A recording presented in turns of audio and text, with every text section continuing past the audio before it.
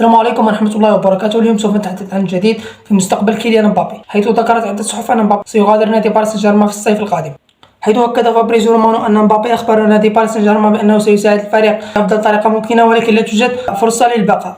قد تلقى كيليان مبابي بالفعل عرضا رسميا للتوقيع في ريال مدريد، وهو ما يعمل عليه الآن. لقى كيليان مبابي أيضا زملائه في الفريق بقرار المغادرة كوكيل حر، يعني كلاعب حر. في الصيف حدث ذلك خلال جلسة تدريب من خلال خطاب مباشر ألقاه كيليان لإبلاغهم بذلك وفق آرامسي، يعني المصدر جابه فابريزيو رومانو من آرامسي. لم يذكر مبابي ناديه المستقبلي له ولا حتى انتقاله لريال مدريد، بل أكد لهم أنه على وشك الرحيل.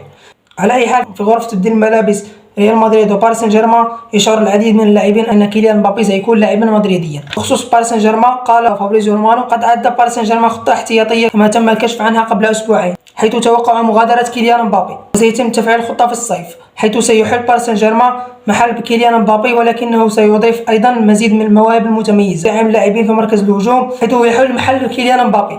يمكن أن يكون جناح أو مهاجم، يعني رأس حربة. وسيتعاقدون أيضا مع لاعب خط وسط، ربما سيكون برناردو سيلفا أو برونو جيماراش لاعب نيوكاسل يونايتد الذي كان مستهدفا أيضا. وسيتعاقد أيضا مع أحد أفضل اللاعبين في قلب الدفاع، وسيحاول التعاقد مع ماتياس ديليخت. الخطوة الأولى في باريس سان جيرمان ستكون تجديد عقد زاير إيمري، لاعب شاب في نادي باريس سان جيرمان. والسلام عليكم ورحمة الله وبركاته.